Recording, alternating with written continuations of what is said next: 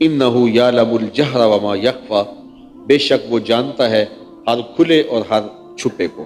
جو چیز ظاہر ہے اللہ اسے بھی جانتا ہے، اور جو چیز مخفی ہے اللہ تعالیٰ اسے بھی جانتا ہے۔ قرآن مجید کے دیے ہوئے اس عقیدے کو، جو صرف یہاں نہیں ہے، قرآن مجید میں متعدد مقامات پہ یہ ہمیں عقیدہ بتایا گیا، اور ہمیں بار بار تنبیہ کی گئی کہ تم اس رب کے بندے ہو اور اس کی نگاہوں میں ہو جو ہر شے کو جانتا ہے، جس سے کچھ مخفی نہیں ہے۔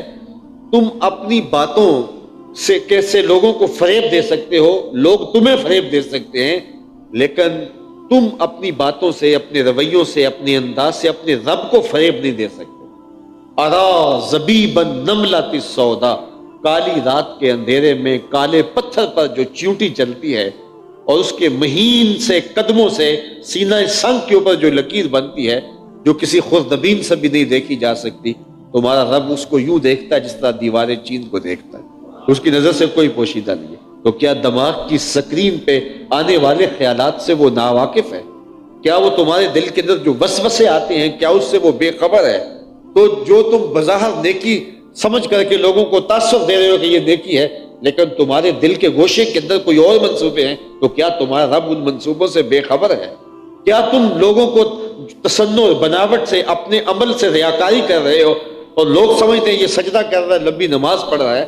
لیکن اس کے پیچھے تمہارا جو خیال ہے، کیا تمہارا رب اس سے بے خبر ہے؟ کہا ایسا نہیں ہے۔ انہ یعلم الجہر وما یخفی، یہ عقیدہ ہی ہمارے اندر اتر جائے تو اتنا بڑا مرشد ہے یہ عقیدہ کہ ہماری زندگی کا قبلہ ٹھیک کر دو۔ جہاں کوئی سیکورٹی نہیں پہنچتی، کوئی ایجنسی نہیں پہنچتی، وہاں یہ عقیدہ پہنچتا ہے کہ میرا اللہ مجھے دیکھ رہا ہے۔ تو کاش اس عقیدے کو ہم اچھی طرح اپنی روح میں اتارنے کے لیے کوشش کیا کریں کہ میرا اللہ مجھے دیکھ رہا ہے۔ اور یہ تیقن جب بندے کے ساتھ جڑتا ہے اور بندے کے اندر داخل ہوتا ہے اور بندے کے عقیدے میں روشنی دیتا ہے، تو پھر اس کے عقیدے میں حسن پیدا ہوتا ہے، اس کے عمل میں نکھار پیدا ہوتا ہے، اس کو خود بخود خلوص اور للہیت کا نور نصیب ہو جاتا ہے۔ وہ بند کوٹھڑی کے اندر بھی اور جو ہے وہ انتہائی تنہائی کی صورت کے اندر بھی جرم نہیں کر پاتا، اس خیال سے کہ میرا اللہ مجھے دیکھ رہا ہے۔ تو یہ یقین ہماری زندگی کا حصہ ہونا چاہیے، اور مومن کی زندگی ہے کہ میرا اللہ مجھے دیکھ رہا ہے۔ اور یہی یقین اور یہی روشنی زندگی کو کتنے گناہوں سے جو ہے وہ محفوظ رکھتا ہے، یہ یقین اور یہ اجالا کہ میرا اللہ مجھے دیکھ رہا ہے۔ اور رسول کریم صلی اللہ علیہ وسلم نے بھی ارشاد فرمایا کہ 7 اشخاص ہیں، قیامت کے دن جب کوئی سایہ نہیں ہوگا، ان 7 کو اللہ اپنے عرش کا ٹھنڈا سایہ نصیب فرمائے گا۔ ان میں سے چوتھا شخص ذکر کرتے ہوئے فرمایا وَرَجُلٌ دَعَتْهُ امْرَأَةٌ ذَاتُ مَنْصَبٍ وَجَمَالٍ فَقَالَ إِنِّي أَخَافُ اللَّهَ، وہ شخص جس کو کسی عورت نے دعوت گناہ دی، بالکل تنہائی تھی، کوئی دیکھنے والا نہیں، اس خلوت قدے میں اس نے دعوت گناہ دی۔ اب اس نوجوان نے کیا کہا؟ انی اخاف اللہ، میں اللہ سے ڈرتا ہوں، میرا مالک مجھے اس تنہائی میں، اس خلوت میں بھی دیکھ رہا ہے۔ کتنا مشکل کام تھا جب جذبات جوبن پہ ہوں اور شباب پورے نکھار پہ ہو اور حسن قدموں میں خود بچ رہا ہو، تو پھر اپنی خواہشات کو کون لگام دے گا؟ اور شیطان بھی درمیان میں آ کھڑا ہو گیا ہو۔ لیکن جس نے اس عقیدے کو اچھی طرح روح میں اتارا ہوا تھا تو فوراً اس نے کہا انی اخاف اللہ، میں تیری بات نہیں مان سکتا اس لیے کہ میرا اللہ مجھے دیکھ رہا ہے۔ رسول کریم نے ارشاد فرمایا وہ یہ کہہ کے گناہ سے بچ گیا۔ اب قیامت کی کڑکتی دھوپ ہوگی، سورج سوا نیل پہ ہوگا، زمین تانبے کی ہوگی، قوت جاذبہ نہیں ہوگی، اور سورج کا رخ الٹا نہیں سیدھا ہوگا، اور کوئی سایہ نہیں ہوگا۔ ایسے شخص کو عرش کے سائے میں اللہ قیامت کے دن پناہ عطا فرمائے کہ اس نے یہ عقیدہ اپنے اندر صحیح طرح سے اتارا ہوا تھا کہ میرا اللہ مجھے دیکھ رہا ہے۔ اور آپ جانتے ہیں جب 7 دروازے بند کر کے اور بت کے اوپر موٹا کھیس ڈال کے زلیخا بولتی ہے تلک یوسف اب تو آ جاؤ، اب تو کوئی نہیں دیکھ رہا، تو جناب یوسف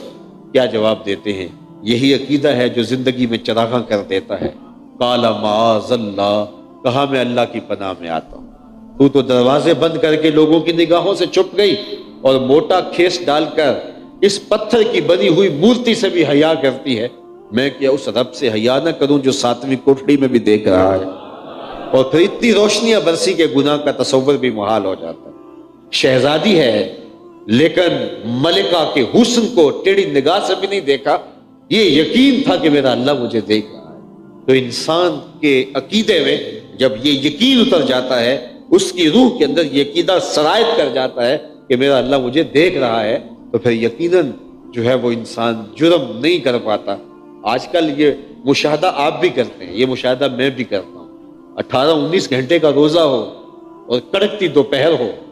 اور ہونٹ جو ہے وہ صبح کے وقت ہی خشک ہونے لگ جائیں اور زبان کانٹا بن جائے، ٹھنڈا پانی میسر ہو، کوئی دیکھ بھی نہ رہا ہو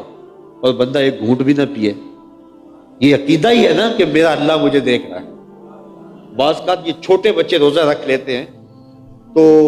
پھول جیسے بچے دوپہر کو کملا جاتے ہیں، تو مائیں بے چین ہو جاتی ہیں، تو ان بچوں کو تنہائی میں لے جا کہتی ہیں کہ بیٹے اب یہ ٹھنڈا پانی ہے پی لو، کوئی نہیں دیکھ رہا۔ تو بچے بھی بولتے ہیں میرا اللہ مجھے دیکھ رہا ہے۔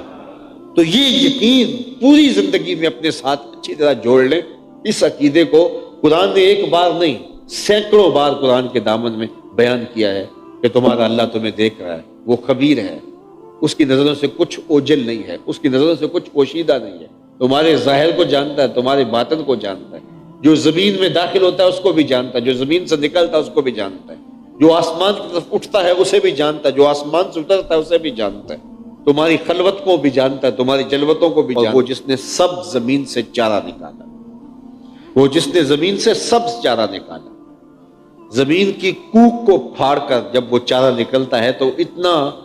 نازک ہوتا ہے کہ اگر اس کو چھوئیں تو آپ کے لمس سے مرجھا جائے، اور ٹھوس زمین کا کلیجہ چیر کے وہ باہر آتا ہے، جبکہ آپ اس میں انگلی گھسیڑنا چاہیں تو وہ زمین مزاحم ہوتی ہے، لیکن وہ ٹھوس زمین سے جس میں آپ انگلی داخل کریں تو مزاحمت ہو، اس سے نرم کومپل باہر آ جاتی ہے۔ فرمایا خود نہیں آتی، کوئی لانے والا اسے لاتا ہے، کوئی نکالنے والا اسے نکالتا ہے۔ والذی اخرج المرعی، وہ رب ہے، وہ شان والا مالک ہے جس کی تسبیح بولنے کا تمہیں حکم نامہ دیا ہے، وہ ٹھوس زمین کے کلیجے سے جو ہے وہ کومپل نکال دیتا ہے، کھجور کی گٹھلی کے کلیجے کو چیر کر کے اس سے کومپل نکال دیتا ہے، سخت گٹھلیوں سے کومپل نکالتا ہے، وہ رب ہے، اس کی شان ہے۔ والذی اخرج المرعی فجعلہ غثاء احوا، پھر اسے خشک اور سیاہ کر دیا، پھر وہ سوکھ جاتا ہے اور وہ توڑی بن جاتا ہے، موسم سرما میں وہ کام دیتا ہے، اس کی غذائیت ختم نہیں ہوتی۔ سنقرئک فلا تنسیٰ الا ما شاء اللہ، اللہ تعالیٰ اپنے محبوب سے فرماتا ہے کہ جو مرغی کے بچوں کو بھی چراغ ہدایت دیتا ہے، جس نے بطخ کے بچوں کو بھی ہدایت کے نور سے محروم نہیں رکھا، جو زمین کے سینے سے سبز چارہ نکالنے پہ قادر ہے، جس نے انسان کا تصفیہ کیا، جو خالق بھی ہے انسان کا اور رب بھی ہے، اور جس نے پوری کائنات کو جو ہے وہ ہدایت کے چراغ سے مالا مال کیا ہے، میرے محبوب آپ کو وہ رب ایسا پڑھائے گا کہ آپ بھول نہیں سکیں گے۔ الا ماشاء اللہ، ہاں اگر اللہ چاہے۔ صاحب خازن نے لکھا ہے کہ یہ استثناء واقعی نہیں ہوا، اللہ نے چاہا ہی نہیں کہ جو محبوب پڑھ گئے وہ بھول جائیں۔